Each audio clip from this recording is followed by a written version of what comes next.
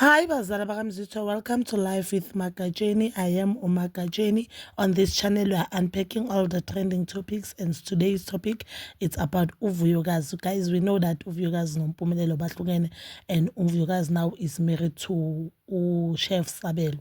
So Uvuyokazi, guys, there were allegations that he and the chef they never met physically, but they met through Instagram and ke relationship bashada nje abakabonani kusho ukuthi abakathintani physical. So we know through technology obviously babonene mhlambe through abo ifone nani mara ukubonakala physically no but babangakabonani. Guys, those are allegations. But Uvuyokazi, I've seen an article where Uvuyokazi said, no, Sabelo bake babonana before Sabelo aya UK, but they only got time to see each other to meet a limited time because Uvuyokazi obvious man Sabelo was supposed to aye UK due to umsebenzi, and then Sabelo they started talking way before Sabelo ahamba usho kanjalo Uvuyokazi, but now mawuyenza the maths ayihlangani because last umntana Uvuyokazi uvele last year November if not October.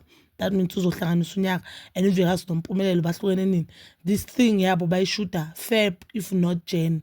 So that means Uvuyokazi nompumelelo bahlukene late last year if not early this year, and we saw ukuthi Sabelo nayo ihambe early this so singazi ukuthi but ke yena even yena Uvuyokazi uthe no yena no Sabelo bathandane after yena nompumelelo bahlukene. So I'm just waiting for a reality show kaVuyokazi if nakhona izoyenzeka so that we can get clarity ukuthi kwenzakalani vele. Mara guys, asikhulumi ngaloko. Sabelo has posted vlog on Instagram yakhe.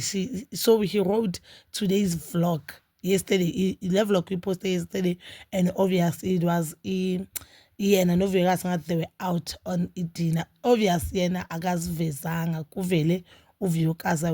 Why should I say dinner?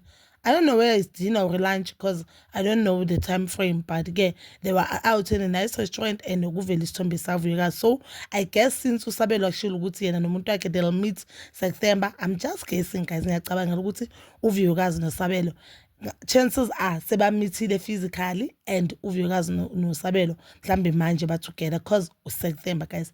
Nalapho umcabangela abahemhem wami ningathi ke kuthiwe ngiyanitshela ngiyacabangela ukuthi Uvuyokazi our chef noVuyokazi they finally met, and I'm just waiting mina guys for a reality show. I'm praying ukuthi reality show le iyenzakale so that we'll get to know more about them. We know that following Uvuyokazi nengi, and we'll get to know more about izinto ezishiwo nguSabelo, and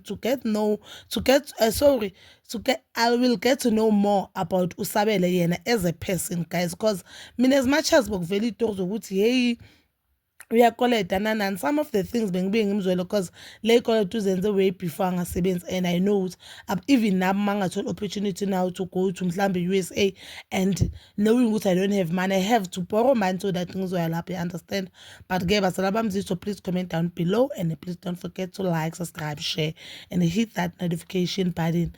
Nginithanda ukuya nokubuya.